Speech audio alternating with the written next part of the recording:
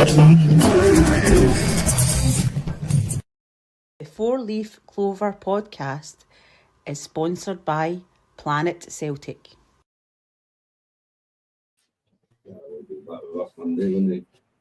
Good evening, ladies and gentlemen. Welcome to your Wednesday live Four-Leaf Clover podcast.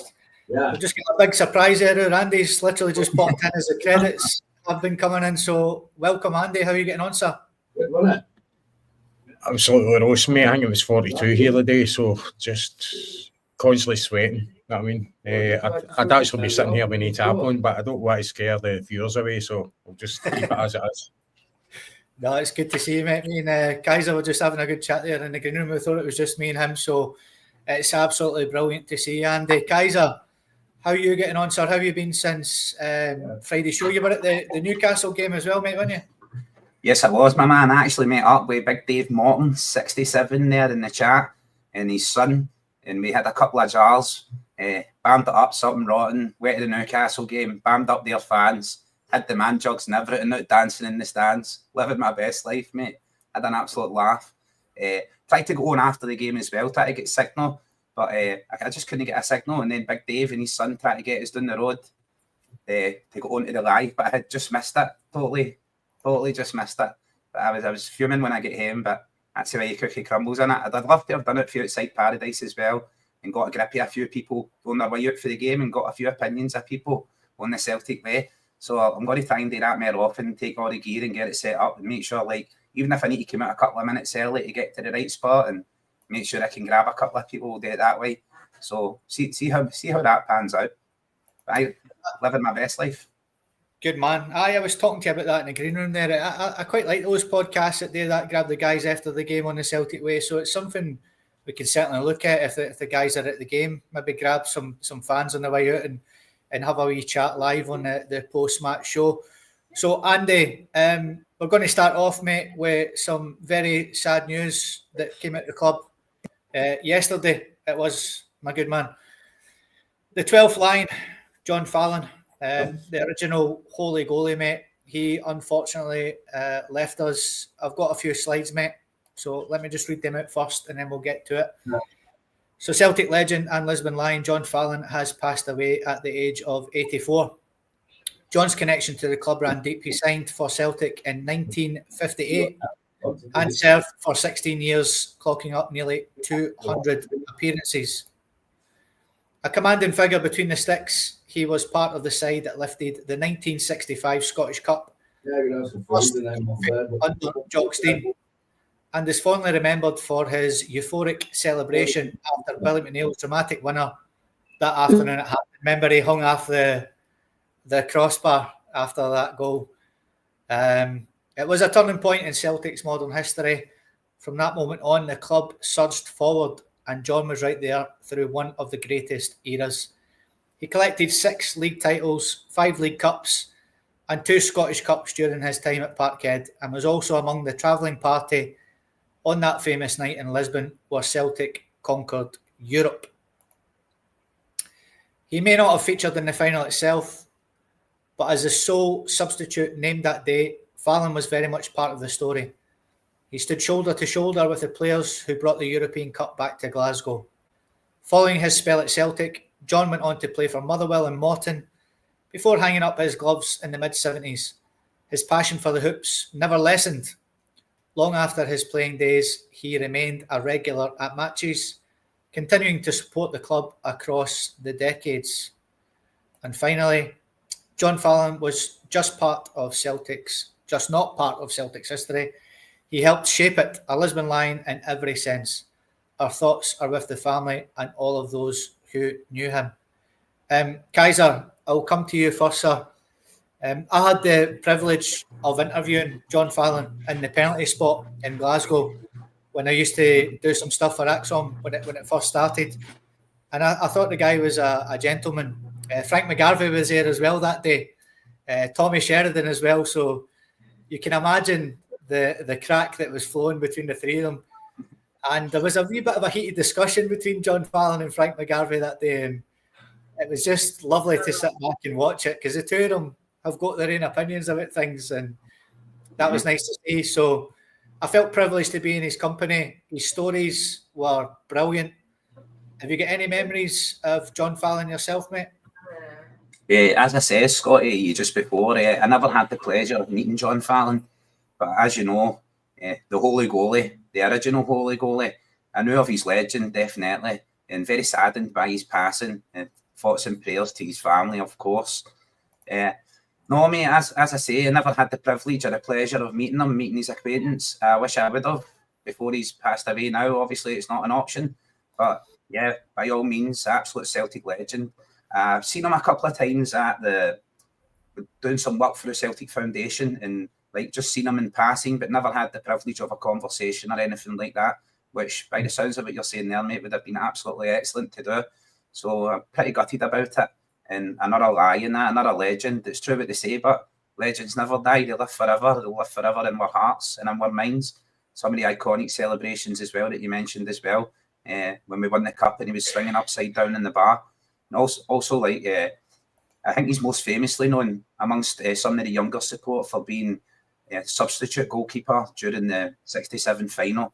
But by no means was the man a substitute. He was the only substitute. He was the only way to go. An absolutely fantastic goalkeeper. Seen a lot of footage, as you know, when people pass away, footage and stuff tends to crop up online. People upload videos and people go in and watch them. So I've seen a lot of videos, dark and grainy footage, but worth a watch. I recommend them to everybody in the chat, everybody hanging around, give them a watch. But yeah, mate, saddened by the passing of another lion. Andy, yeah, a few stories that I heard that day from John Fallon. He was given a medal after the game, and it actually got taken off him. The players went for a dinner after it in Lisbon, and it was Kelly, the chairman, went up to him and says, "Give that medal off you," and actually took it off him straight after the final. "You're not part of the team. Give me the medal back." And we all know about the Kellys and what happened. That was for the horse's mouth sort of thing. He did get a replica. I think a few weeks after that, and then I believe he actually got an original medal presented by the club, rightly so. You know, he was in the squad and part of the team and things like that. Another thing that he said that day that I'll not forget either is that back then in the 60s, Scottish players didn't really get medical treatment like they do these days, you know, like professional players do these days. So all his counterparts that moved to England used to be in the PFA, and they used to get treatment by the PFA and so on and so forth. And he was one of the original guys, a lot of people don't know this, that started this for players up in Scotland. So he's quite synonymous with a few things, mate, that he done in his time. But a month after John Clark leaving us, you know, another lion's gone, mate. It's just so sad to see. It certainly is, mate. It's and unfortunately they're coming to that kind of age, aren't they? You're going to start losing. We're going to hear it more and more. It's really, really sad news when I heard that. I never had the privilege of meeting the big man. I was close to it a couple of years ago. I was at Celtic Park with Paddy Miller and a few other pals of his dad, Stephen Miller. And he says, "John's earlier, I'll go and get him and come and meet him." And but he'd actually went into the club. I think he was doing a bit of work for the club that day. So unfortunately, I missed it on meeting him. But you know, John was a Celtic fan before he was a player. He played for the club and he continued to support the club as a fan, and obviously run about the club in different events and stuff like that. And the amount of pictures I've seen on social media, people meeting John and that big smile and his horns like shovels, you know what I mean? He really was a big man. And again, you need to remember nowadays, it wasn't so much a squad game as in such that there wasn't any substitutes back in the days. So your team was your team and that was it. So these players were all part of this whole squad, Lisbon Lions squad. Unfortunately, only 11 of them could go on the park, no matter what. So what a decision that was for Big Jock to make for a big game like that, wasn't it? But I think, you know, he's rightfully going to be hailed as a legend at the club. Nor these guys are for that era, you know. Look at Big John Hughes, I know it didn't actually play in the final. Another one, you know, so they're all Lisbon Lions, all these guys, and they'll continue to be legends as well, mate. Yeah, man. I think he actually played in the Stefano testimonial as well against Real Madrid. Yeah. I think he's the only Scottish goalkeeper to have won 2 intercontinental championships, I believe, as well. I was reading up about my day, and quite a colourful career. Some other stories he told me as well was that when the Lions went to Seymour Hydro, he never shared a room with Ronnie Simpson, because Ronnie Simpson shared it with somebody else, because they two were smokers. Whoever the other guy was, I can't mind. He says so he didn't like to room with Ronnie. It's probably quite a few back in the day, to be honest with you. No, the heavy smoke. In fact, I think Kenrick Larson was a smoker as well. Aye, so just wee little stories like that you would never know about. He was telling us that day. So, aye, God rest him. Another Lion gone, and thoughts to friends and family if any of them are watching.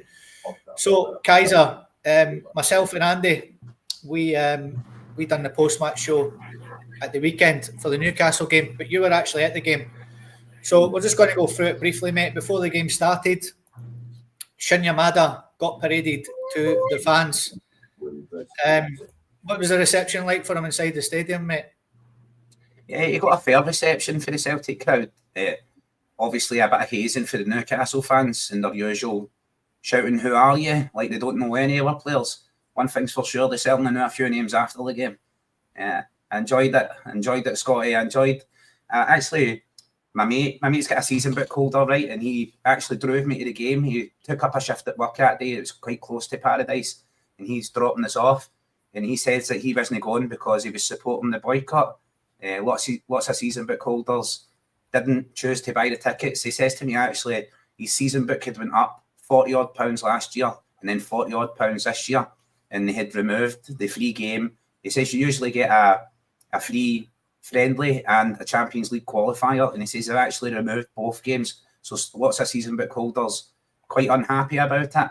But the stands, if the stands are any evidence of the volume of people who are waiting and who don't have season books, let's say that way, lots of people who don't have season books purchased tickets and were there. It was pretty crowded, pretty good, fantastic atmosphere. People were getting right involved, right in about it. I absolutely loved it, mate. Absolutely enjoyed it. I was up in the nosebleed sections for the first time. I'm usually down in the bottom tier, but I was up in the top tier and living my best life up there, mate. I was like, the altitude got me. I had a bit of altitude sickness. They're keeping you out the way, mate. They're keeping you out the way. So, having a wee look at the starting 11, then, Kaiser, was there any sort of surprises in there for you, mate? Was there? Pardon me. No, I thought we started with quite a strong squad. Dean Murray, absolutely fantastic. Trusty was playing out his skin as well. We started with Inamura. I noticed that KT wasn't on for the start, but Inamura as well played very well. Basically, everybody we looked right at the races, fit, firing, fast passing, fast moving. Just the same as the Sporting game. Started getting flashbacks to last year's playing against English Premiership, best league in the world, tourist league teams, and absolutely put them to the sword. And I loved it, mate, especially with their fans. Had a diverse, shall we say, they had a diverse songbook, and they were singing their old up to our knees in Fenian blood and stuff. And that's hence I went on to a few of their podcasts and commented up to my ears in 2 tears and gave them it tight, made sure I went in there and went round the community and gave them it tight right back. And obviously, was pretty hoarse in the game, mate. I was giving it Yaldi in the stands. There was a couple of people, a few Karens and a few Kenneths running about me, looking at me like, what songs is this guy singing? I think when Yamada came out, I started singing, what's Yamada, you? Hey! Just try to start a sing song, ignite a song. The guy's got his own song already. He's not even kicked a ball yet. But yeah, it was jovial atmosphere. And as I say, it's big Dave Morton, who's in chat. I don't know if he's still in chat just now, but I met up with Dave and his son, and the 3 years were there together. We just moved seats. Basically, we were sitting in like different parts of the same section, but we just moved and sat together. Had a good laugh, mate. I thoroughly enjoyed that. Brilliant, mate. And just looking at the actual game itself then, Kaiser, I mean, what did you make it? It was a pretty even game until the penalty kick. A certain penalty against Arnie Engels, he got completely wiped out. Johnny Kenny was brilliant yet again, and so was Yang, and also Liam Scales with the header at the end. We certainly put them to the sword. I mean, what was your thoughts on the whole game, the whole performance, mate? Yeah, exactly. Sometimes in these pre-season friendlies, it's a game of two halves. But we had a sprinkling of first-team starters throughout both halves. Arnie Engels, fantastic penalty, buried right in the corner. And as you said, mate, Johnny Kenny, powerful running, really putting them under pressure, put the keeper under pressure. He misjudged the header that he came out with clear. Kenny nips in, picks the ball up, continued his run and finished it off. I believe it was Maeda and Yang that linked up, so a ball from the left-hand side, right across and into Yang. And Yang buried it. So often you see Yang and he hits that with the 50 pence piece toe and it ends up in the stand. But yeah, he definitely buried it. And a beautiful cross from Kieran Tierney. And big Liam Scales up like a salmon, up like a ginger-headed salmon, mate, and nods it into the corner. He was absolutely fantastic.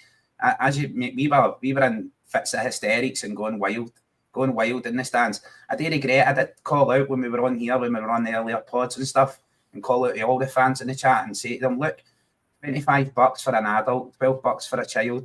It's a good day out. The weather was a wee bit drizzly to begin with, but that just put a bit of grease on the pitch. And Newcastle, just like for the first 20 minutes, they were living with us. It was quite an evenly contested game. But as you say, mate, we just started to stretch our legs and really showed our power and prowess and capability.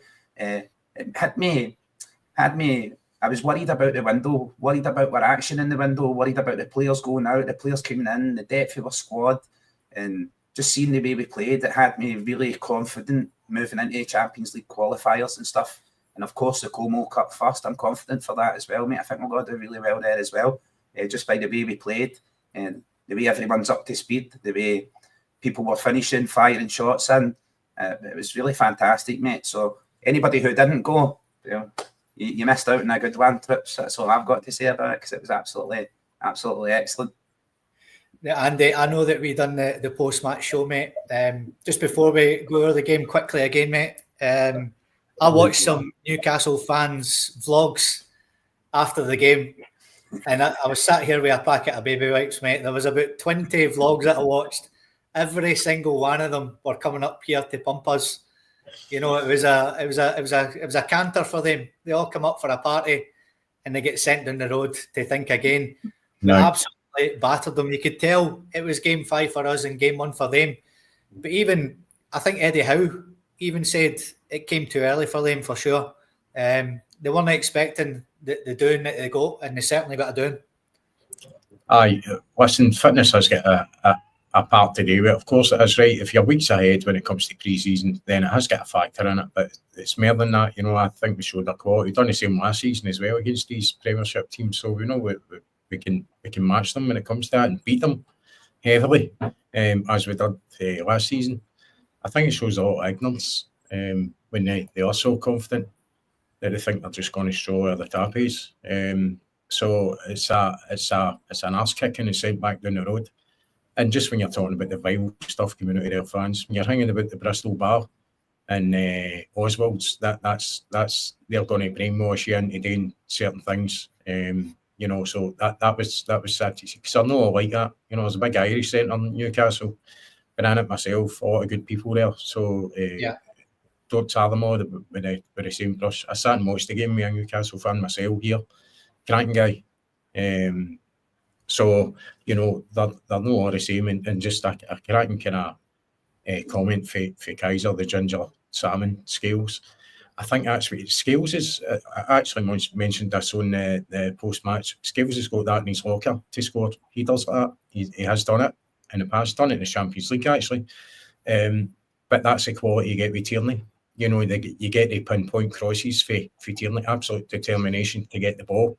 When you see that, the cross for that, there's been a few clips going about with slow motion here, and it just needs a wee musical backdrop to that, like Nelson Doma or something like that, you know, some classical just matches it. I might do that myself. Actually. One for you, mate. That's one for you, aye. I might steal somebody's footage and put a wee bit of music on it. I think it deserves that. But that's what you get for Tierney, and that's Tierney very early in pre-season when you think about it. You know, we've not seen much of him. He's getting nursed into kind of, not that he needs nursed, I don't mean that in a way medical wise, but you know, he's slowly going to come in to get his real game time. We've got a serious quality player here. And when we look at Inamura and all, a guy who was basically banished before he was even looked at. Yeah. very impressive. Very, very impressive. So that we're actually looking all right on that side of the park. And I mentioned it as well that Tierney could also cover in the left centre back position if need be. I know Trusty technically had a good. I don't think he had a man of match performance, but that's my personal opinion. I think he was all right. And everybody totally disagrees with me, and I totally get that. It's just my opinion. I was obviously watching a different game, but I know he's come into a good game. His last game. I do think it's somewhere we need to look at. Also, a right side of defence as well. With Carter Vickers missing, I know he quite fancies Dane Murray. I just don't know if he's at that level that's required when it comes to competing in the Champions League. I think we need to bring in draft in proven Champions League players when it comes to. I think you need your spine of your team with a good bit of experience there. To progress in these competitions. You can't rely too much on potential. I think it's good to see potential and see a wee bit of shining light there, something good for the future. But it's a big long season ahead. The season hasn't even started, it's pre-season, but listen, I'm not going to get negative about it. It's only a pre-season game. It's very good to see good mental attitude for a meaningless really a run out to get your fitness up and stuff like that. It's always good to get a wee feather in the cap. And it's going to be interesting going forward what the team's going to be. But I like the look of the determination to get the ball up the park. I hope that continues. I really do hope it continues. I hope we don't get stuck in this horseshoe at the back with the whole patient play. I think, just talking about Inamura, I think it's imperative that when he plays, he gets to play a diagonal ball. He's got a really good pass in him, and that bypasses the midfield. And I think at times you require that in a game, especially if you're getting overloaded in the midfield, which the Zombies seem to do against us quite a few times. If they continue to play like that, play it at the top of them. Don't let them see the ball. We've got the speed up front. Use it. So I think it's a great tool to have, and use it if need be. I like the lucky side. I think we look very positive, and just can't wait for the season to get started. To be honest with you, we've got this Como Cup coming up, so it's going to be interesting who he picks to play in that competition.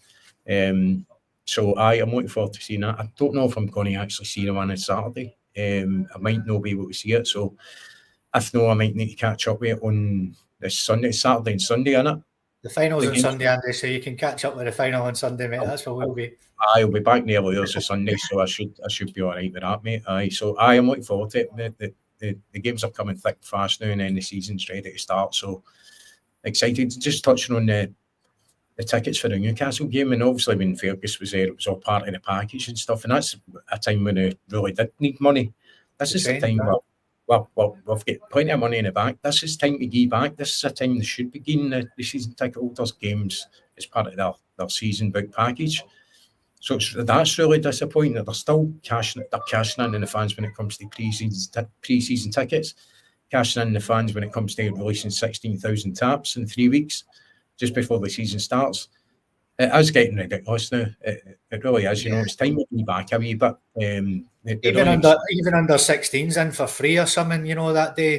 Just doing something like that, mate. Just to bring through the next generation of fans.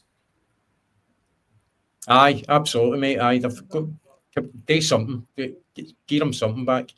I'm not a season ticket holder myself. I've been on a waiting list for 6 years. And it's very hard to get a ticket even for normal games. I've been quite fortunate with obviously people that I know that's been very kind to me, and if they've been working, I've been able to get to Glasgow derbies and cup finals and stuff like that. So I've been quite fortunate when a lot of times I shouldn't be able to get anywhere near the game when it's apparent Celtic. So I've done no bad, especially last season. The Leipzig game in particular was just an amazing atmosphere. I don't think I've heard anything like that at Celtic Park since we played against Carragandi, when James Forrest scored, and the stadium just erupted. That's what I'm looking forward to, nights like that again at Celtic Park, because we've got the proof that last season we can compete with these teams. And obviously you look back at Munich and look at a squad that really competed against them, and we're unfortunate to kind of miss out in the end. But the signs are good, I think. Yeah, it's definitely is. Just a wee point then, lads, that I want to talk about quickly then is we seem to be getting rid of quite a few wingers over the past few days and the next few days by the looks of things, which we will come on to. One of the positions I want to speak about is a striker. Now, we've done this in January. We get rid of our best striker and we never replaced him. It's now nearly August and we've still not replaced Kyogo, really. We brought in two strikers, but it looks like they're two for the future, Kaiser. The way that Kieran Tierney put that ball into the box the other day, and it looks like we're going to have Nigel out in the right now as well, who can put in a lovely ball as well. Does that change Brendan Rodgers' way of thinking when he's going to be bringing in a striker now? Do you think he's going to go for a bigger guy who's going to get on the end of all these balls for Katie and Nigel, or do you think he's going to stick with the sort of weird striker? How do you think that these new guys coming in on the wings is going to change the sort of striker he brings in? It's something that I've been asking for a while, Scotty. When you've got teams that play low block against us, especially in Scotland, we're getting like 30 corners a game, umpteen crosses coming in a game, and the quality in the crosses now that's coming in. Been asking for a striker with aerial prowess, a big Jan Vennegoor, a Hesselink, somebody who's not afraid to stick his head in the ball. Big Adam Ida seems to be terrified of a header. That rhymes and everything, mate, you know what I mean? But that's something that I would be looking at, and that's just... I'm not a manager. Brendan Rodgers has got to know more about football. He's got to have forgotten more about football than I know. So for me, yes, mate, it definitely changes who we're looking for, the type of player that we're looking for. Definitely need to be capitalising on breaking these teams apart. I always remember, like when we had the Three Amigos, and the song was "When the Ball's in the Air" and it's no Big Pierre, because Big Pierre was on the end of everything. That's what you need. Somebody, a big rangy guy with a bit of height who's not afraid to stick his head in the ball. Of course, we've got Scales and that coming up for corners, but Scales is basically the only option. You mark him out and the balls come in, and there's not really anybody else who goes and meets the header with any confidence and knows how to direct a header into the goals. So for me, it's something that I've been asking for a long time, mate, is a striker with aerial prowess. I don't care if he's not like the fastest runner. We've got pace merchants. I've got Dice at Maeda for speed.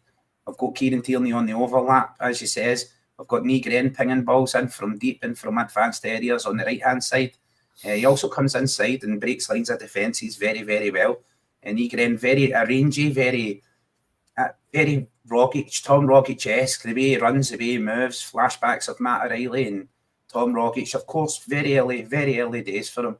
But yeah, mate, you're 100% correct. We've definitely got to be looking at a striker who can get up there and win headers. That so often can be the difference in games, especially very tight games on the European scene. Being able to whip a cross those balls in and get those goals. And just saying to Andy there, mate, look, that's beside me here, Andy. That's how I'll be paying for all my Celtic kits, mate. I've took the punt your bum option on the payment methods. So you set a bum cheeks there and your Visa, your debit card, your MasterCard. Is that where you swipe, between the arse cheeks as well, mate? Aye, beep, beep. Make a wee cheddar, though. Right. I'm going to go up to the Celtic shop, mate, and I'm going to offer them 25 quid for the full range. And then I'm going to tell all my pals I'm in negotiations and I'm monitoring the situation. And I'll go back and I'll offer them more money before getting in at the end of the season and picking them up on a cheap deal. That's what Celtic board seem to be doing with the players that they're going for just now. But as I says, mate, I said it to Andy as well. Andy, I'm sure I sent you a big list a few months ago. I like 16 players I seen on their way out. And I wrote in that list we would be bringing in like 6 squad players, 6 more first team players, and people were telling me that's absolutely insane, guys. There's no way we're going to do that amount of business in one window. Well, we're getting rid of all the chaff, and fair enough, we're bringing in the squad players and Caveat, Nigren, Kieran Tierney's in there, first team player, but I still think we're still getting another 4 or 5 on the way in the door. So I'm very excited about how the window's going to progress. As long as we're not leaving it and losing anybody, if we can be an absolute coup, mate, to keep a grip of Dice and Maeda, Rio Hatate and Brendan Rodgers to sign on as well. That would be an absolute. I think if Brendan commits his future, it makes it a lot easier when you're going and speaking to players to commit their future to the club. So it's happening. I'm looking forward to that. It's certainly happening, mate. I can assure you that Brendan Rodgers will be staying. Andy, a big bastard striker, a John Hartson, a Chris Sutton, a Giacomakis, a Pierre Van Hooijdonk, a Jan Vennegoor of Hesselink. Is this what Celtic need? I think looking at it, aye. You look at Adam Weeder's stature and you think he's it, don't you? But doesn't seem to be. It doesn't seem to kind of suit that mould. He's a bit rough around the edges still, and he's at that stage of his career. He just shouldn't be at that. He's played in some big games. He should really be doing better than he is. And I think you look at his goal scoring record for last season, it's half decent. But he missed a lot, and he continues to miss a lot as well. His control, his first touch isn't great. But it's finding that player. That's the problem. It's finding that player. And I actually said at the start of the season, start of the transfer window actually, that we did need to get rid of a lot. You know, we obviously had to bring in reinforcements, but there is a lot of deadwood. They have started to do that. But there's no reason why you can't sell players and bring in at the same time. You don't need to sell a shitload and then wait till they're all away, and then by the time you're trying to bring players in, all of a sudden it's getting later and later on the window and you're panic buying now, and the prices are going up and up and up.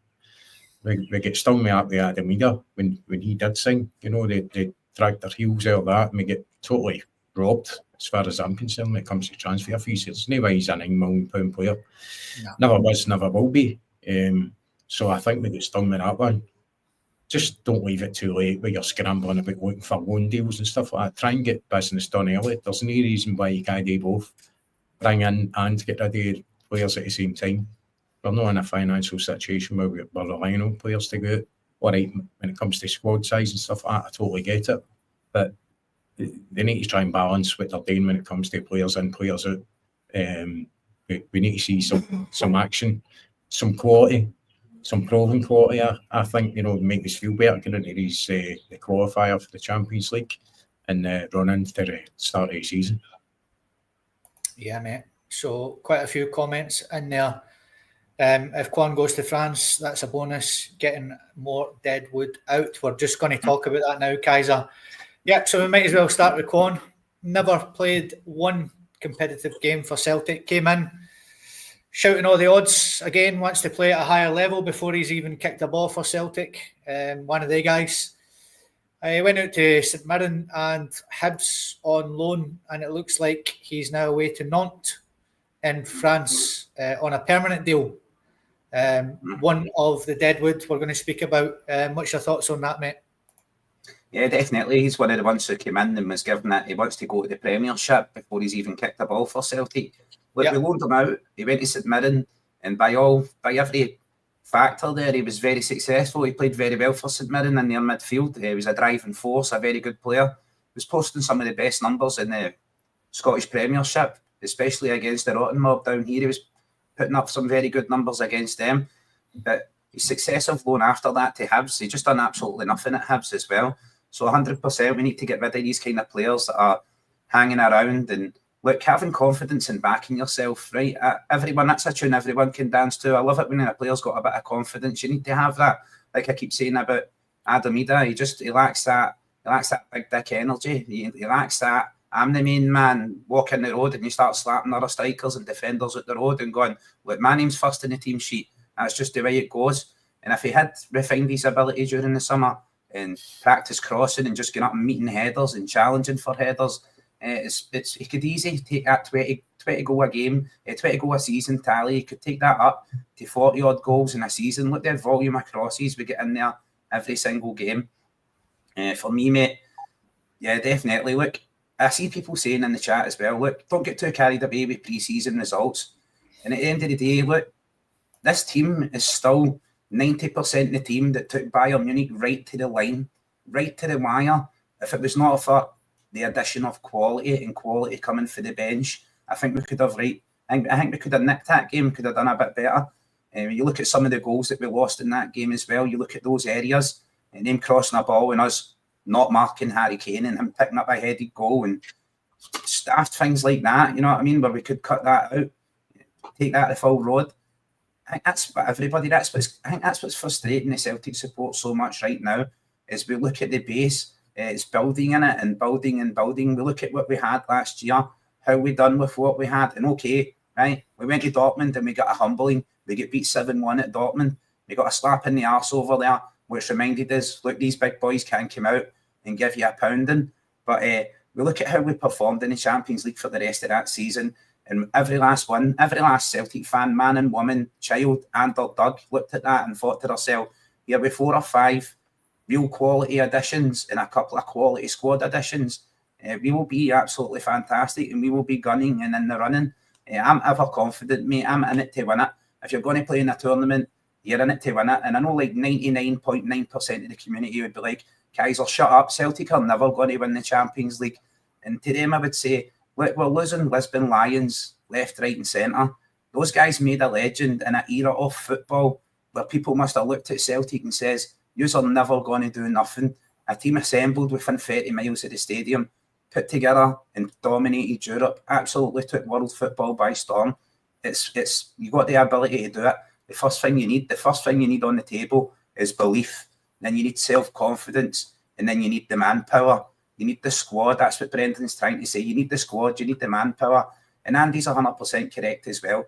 You don't need to just clear out your players, sort out all the chaff and get rid of it all. You can be bringing players in at the same time, upgrading on every player that's going out, upgrading and bringing people in.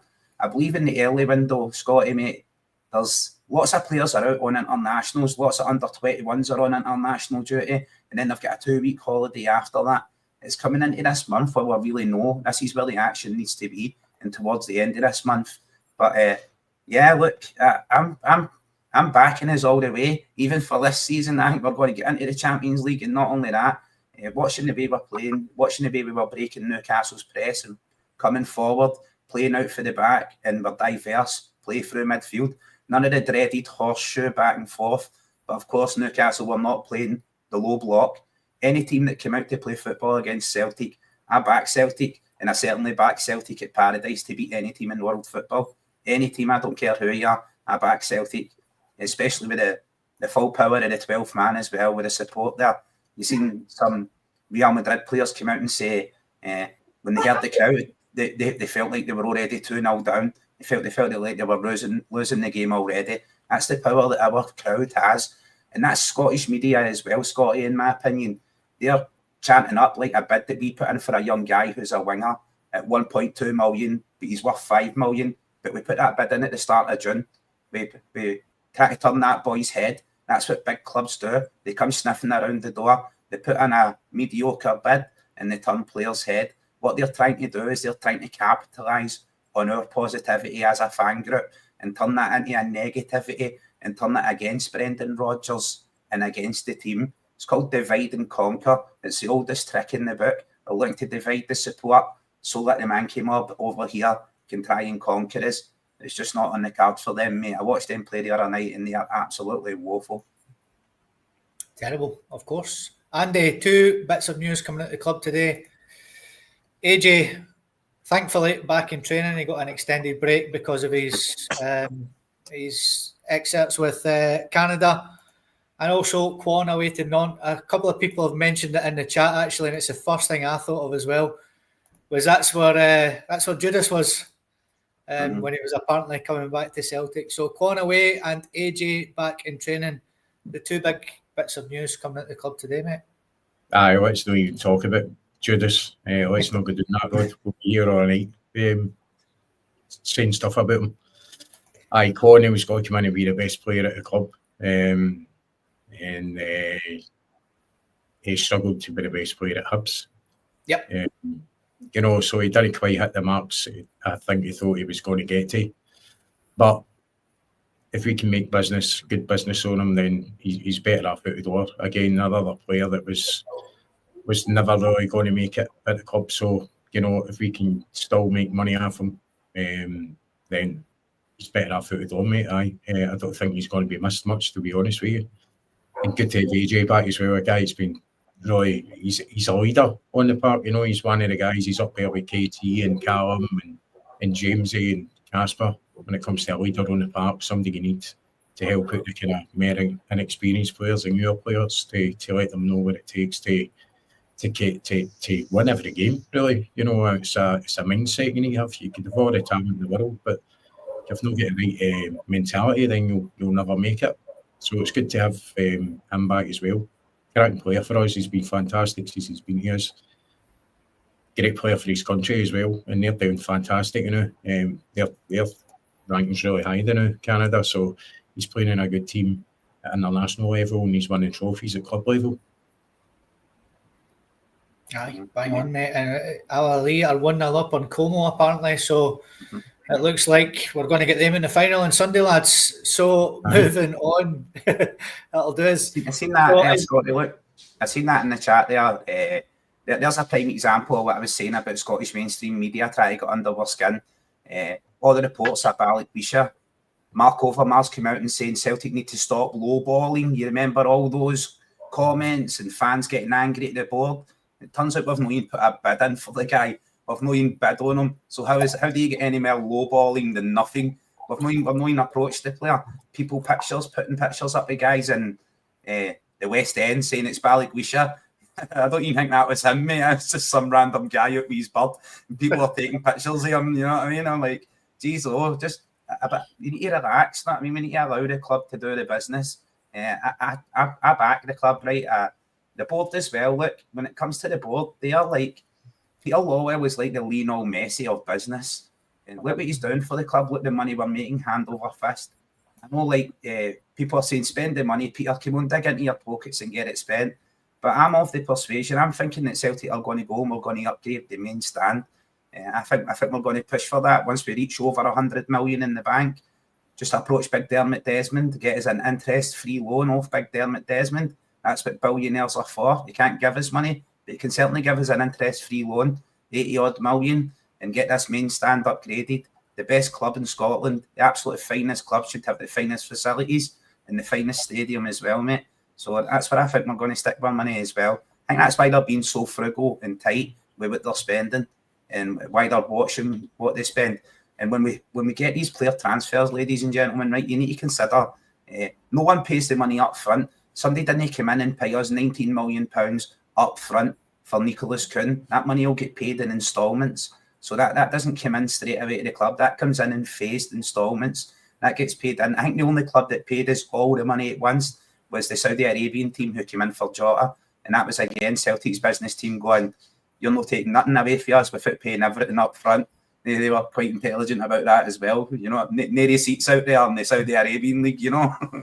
The only reason that happened, Kaiser, is because apparently the guy went to pull his phone out his pocket to make sure that it was the right player he was getting and that money fell out his pocket. So that's the only reason to go on the money. I had the cleaner in there with a Hoover, mate. Henry the Hoover, like, what money?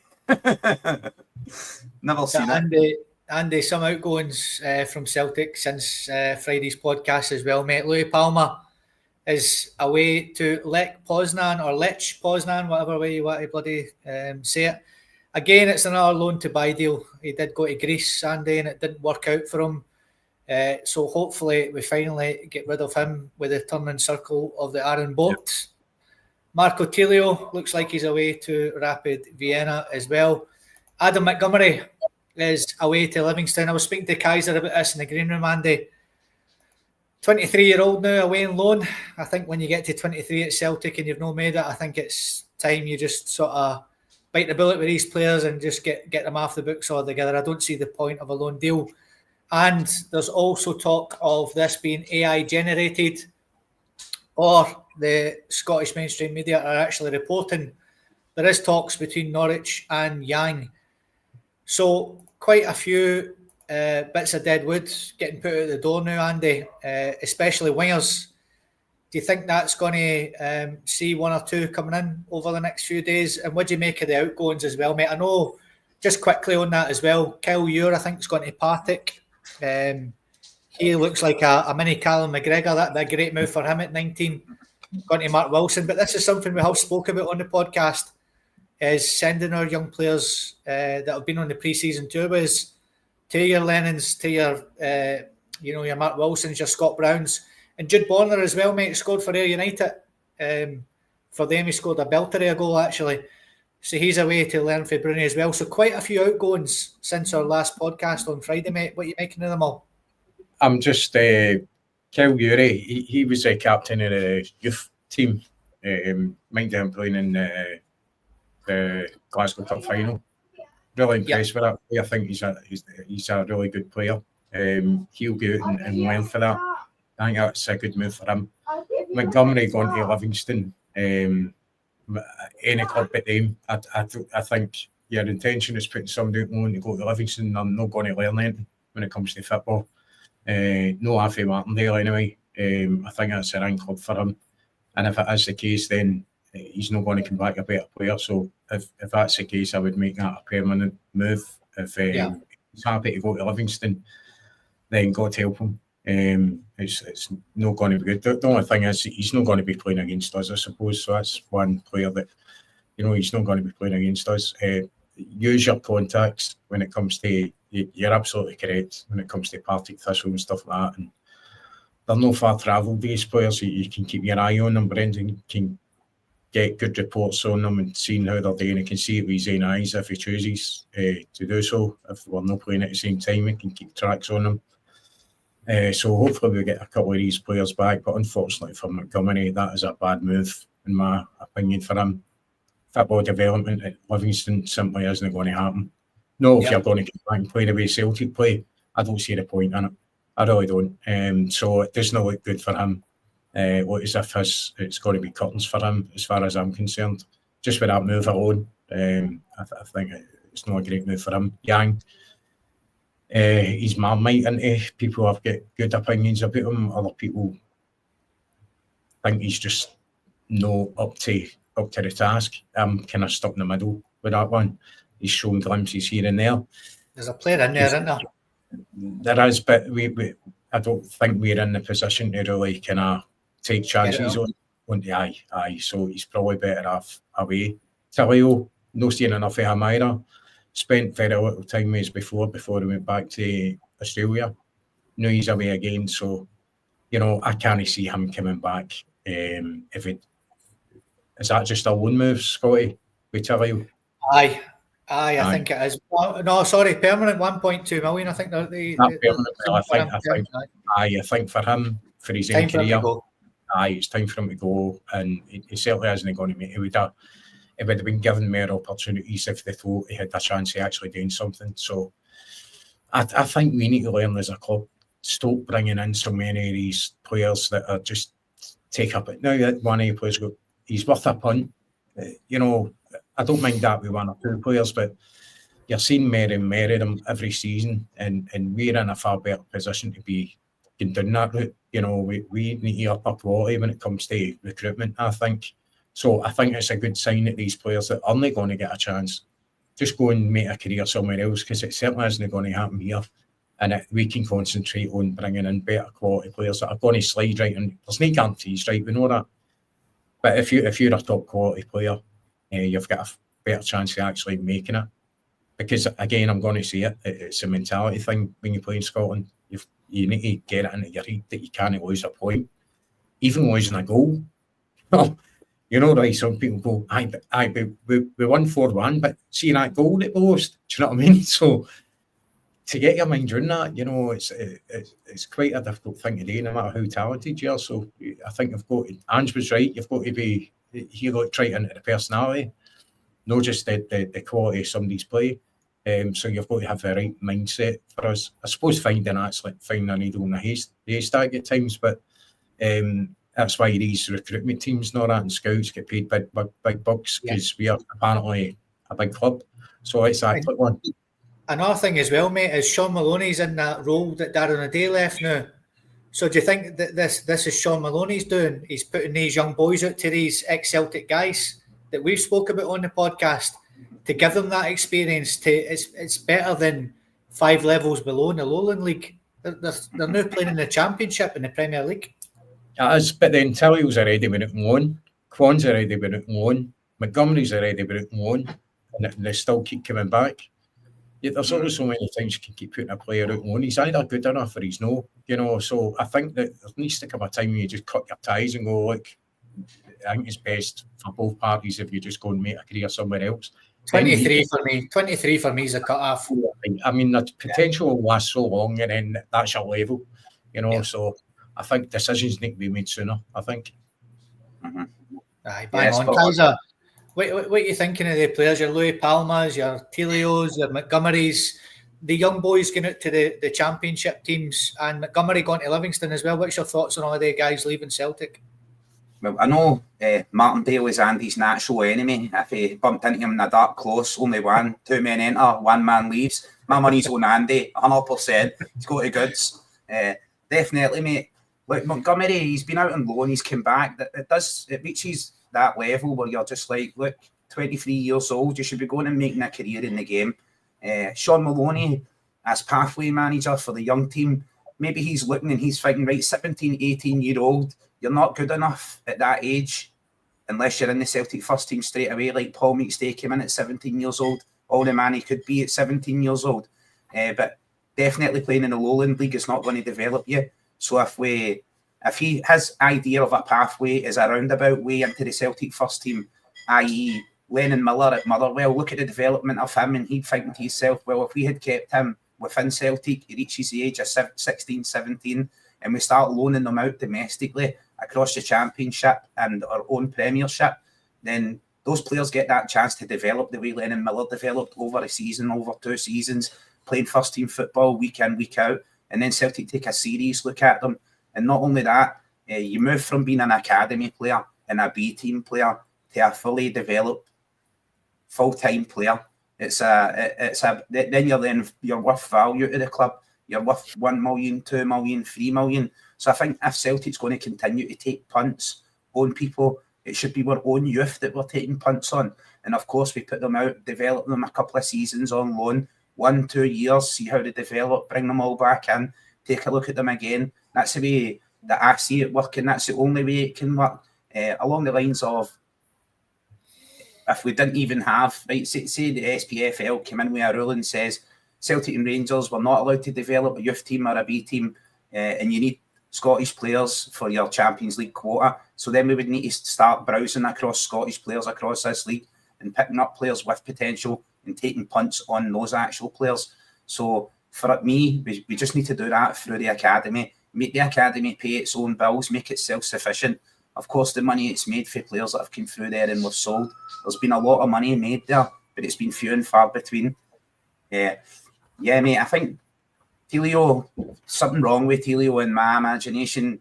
To win a move from Australia to Celtic, it's got to be his absolute dream to come and play for a team like Celtic, and it's just never worked for him. Look, sometimes that happens. You go somewhere, you go to a club, it just doesn't fit. Your mentality doesn't fit. Something's wrong there. But it's well and truly over for Tilio, I think. Good that he's managed to stay in Europe and he's not went back to Australia yet again. I understand last year when he returned there was a bit of family circumstance and stuff. But good on him that he's managed to stay in Europe. I think that's a loan with an obligation to buy. I think if he features so many times, the obligation, I think it's 20 games. If he plays 20 games for them, the obligation kicks in and they need to buy him. And I think the initial fee for the loan is something like 300,000. So recovering some of the money that we paid out for Tilio. And Palma, for me, mate, Palma is one of the players who there's an old saying in it, hard work beats talent unless talent works hard. Luis Palma is one of these guys that thinks I've got the talent, so I don't need to work hard. And there's other players out there like Yang who have talent and are working very, very hard. When I look at Yang, I think excellent squad player for Celtic. James Forrest, very much number 2 behind Yang at this stage. And I'm like, that fills me with fear because I would be tempted to play James Forrest first and then be bringing Yang on. So that's like when James Forrest gets tired and you lose that ability to cut teams apart with James Forrest's ability, then you're bringing Yang on. So that fills me with fear. For me, if Yang's going to go, maybe for his player development and stuff, it's about time he went because I see us really going out and equip him with a real top-rate right winger and a top-rate left winger. Well, maybe the left winger, considering or depending on where Dyson's going to play and what's going to happen with Dyson, that's one that's kind of maybe on the back burner. They're maybe looking at a understudy to Dyson to play on the left wing. Can Yamada play on the wing? He's just as fast. He's faster than Dyson, faster than a speeding bullet. You know what I mean? More powerful than a freight train. So let's give the guy a chance, bring him in, see how it goes, in my opinion. But for me, we definitely need a right winger, first class, maybe another striker, a defensive midfielder, left back cover, and centre back still needs addressed. As you've said yourself, mate, Cameron Carter-Vickers, he misses a large volume of games, and my memory always harps back to when we really need him the most in those Champions League games, and he's been injured and been out and stuff like that. And then it'll be Dane Murray that we're rolling with there. And for all intents and purposes, Dane Murray's been fantastic in pre-season. He looks like the real deal, the genuine article. But maybe to put all that pressure on him right now, it's maybe just a tad too soon. Maybe as the third choice back there is fair enough then. But yeah, definitely action to be taken, work to be done. And I'm looking forward to it, mate. I'm facing it with positivity rather than pulling my hair out. Because as the boys and that and the ladies have said in the chat, Kaiser's already got a 5 feet instead of a 4 feet because of the receding hairline. And I'm not want to match up. If we get any baldy around here, we'll be in trouble.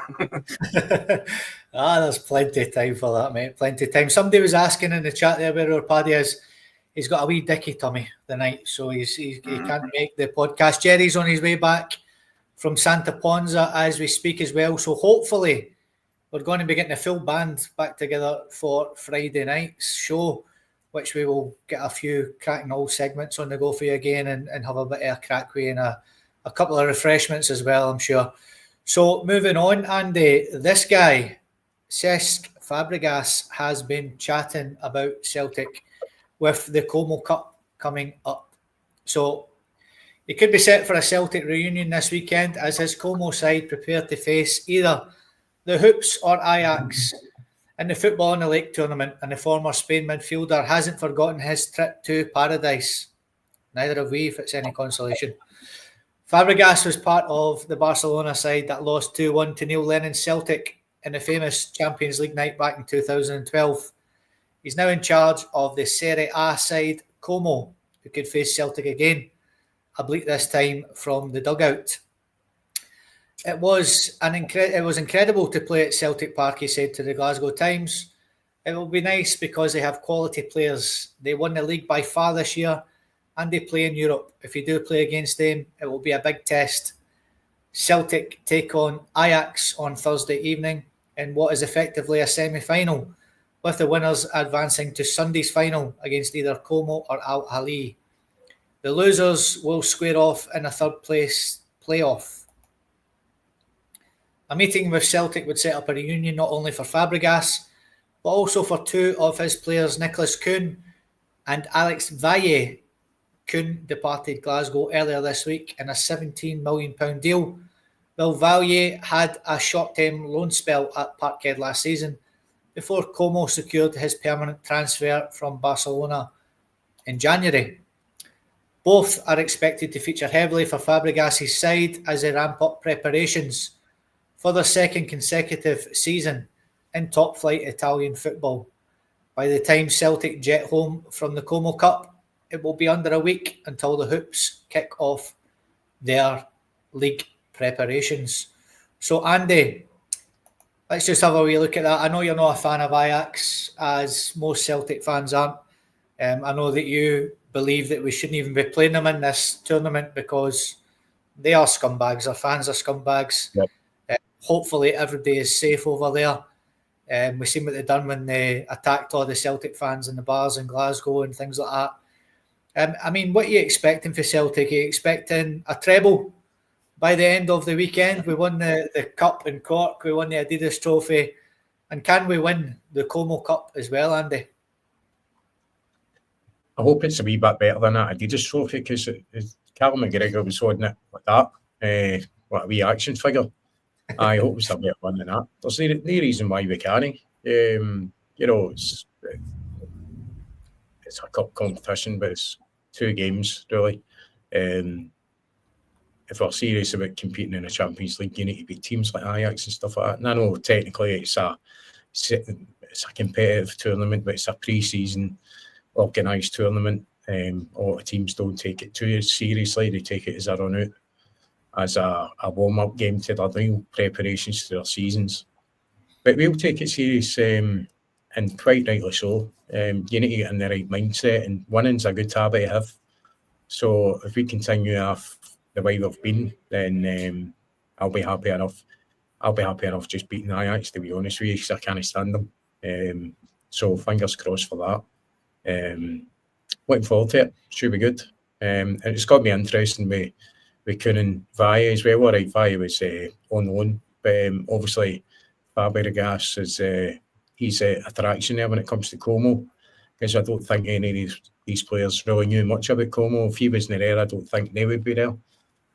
That's the advantage of having a popular manager. And we were just talking about Brendan Rodgers and whether he's going to be here. There's the attraction is coming and signing. So I don't know much about them, to be honest with you. But if that's who we're going to end up playing after we play Ajax, after we beat them, then so be it. So that's going to be interesting. But I'm looking forward to beating Ajax. That'll be good. I hope these words don't come back to haunt me. No, I think that's our harder game at the three teams, to be honest with you, Andy. So, I mean, are you expecting Brendan to go stronger against Ajax, which I would expect him today, especially. And it'd be actually nice to see Nicholas Kuhn up against KT, because I think KT would just have him in his back pocket all day long. If it's a Nicholas Kuhn that gave us the performance last season, especially the tail end, let's not criticise him for the start of the season. It was superb. But he's a player that certainly wanted it once the Champions League was done and dusted. He just dropped tools, and that was it. He wasn't putting in any more shifts for us. KT will rip him a new one. That shows a player that's really dedicated to a team that he plays for. Something Nicholas Kuhn never had. You're never going to get that with him at Como either. But a show pony. So when it comes to commitment and determination to win, it's night and day. So it's going to be interesting there to see Kuhn come up against him. Just wonder what kind of version of Kuhn will get in that game. Might be nervous, you never know. You know, he spent a couple of years at Celtic, or a year and a half at Celtic. Maybe his bottle might crash, we don't know. But he might turn it on and put in a worldie, you know, just as a two fingers up to us. He's the one that wanted away at the end of the day. Wasn't happy where he was. Wasn't happy winning trophies and winning games, playing in the Champions League. So he chose to go where he's gone. Don't really care about him as long as we put in a performance. And I think we're certainly capable of it. Certainly the way the start of the pre-seasons went. We looked well up for it. Really at a good level, I would say, especially when it comes to fitness. I think we showed that in the Newcastle game. We were streets ahead of them when it came to fitness, and overall the quality showed through as well. So, looking forward to it. Well, apparently, Kaiser, it's now 1-1. Kuhn and Valle have both started the game as well. So, I mean, how are you looking at this tournament, mate? As Andy said, we do take pre-season very seriously. You know, we don't play friendlies. And that's a good thing about this. For me, I think Ajax is going to be the toughest tie out of three. So do you see Celtic going strong tomorrow night, or do you see two teams, two halves? How do you think Brendan's going to play it? Oh, I think we'll go strong as well, Scotty. Champions League opponents, Ajax already qualified for the Champions League, as well Newcastle, as well Sporting, already qualified. That's three sides that we could face the Champions League. Let's put the fear of God in them, let them know. We are Celtic. Our fans demand victory. It's buried in the needle, mate. I'm actually smiling away here because I'm thinking of all the other years back there for the past 20 odd years where the Moldovians here across the road have been winning the pre-season championship, and here we are doing pre-season trebles, and then we've got a domestic treble, and I've already backed us to win the Champions League. That's 7 trophies in 1 year. You know, I'm loving it. I'm just sitting here laughing at myself, mate. But yeah, I think we're going to go really and solid against Ajax. You know what I mean? Take a prisoner. Sometimes you get that psychological victory in pre-season as well. And if we manage to, like, who knows what the Champions League draw is going to bring? Who knows what teams we're going to be facing home and away? So yeah, you want to take as many scalps as you can and issue as many psychological bruisings, because other teams will be looking on as well. And okay, right, it's the Cork Cup, the Adidas tiny trophy, as Andy was saying, and the Comb Over Cup, I keep calling it. the back by the baldy man, the Clover Cup. I hope I hope we'll hammer Ajax and then we'll play Como in the final. And I hope Kieran Tierney will just pocket Nicholas Kuhn because he will not be running away from him with pace. That's for sure anyway. And I'm looking forward to it, mate. It's exciting times, exciting games, exciting prospects, and the kind of ideal preparation. And I've all breathe all right, geez, a minute. Do you know how long I wait until I can say something on here? He breathes after the podcast. You need one of the oxygen masks inside it.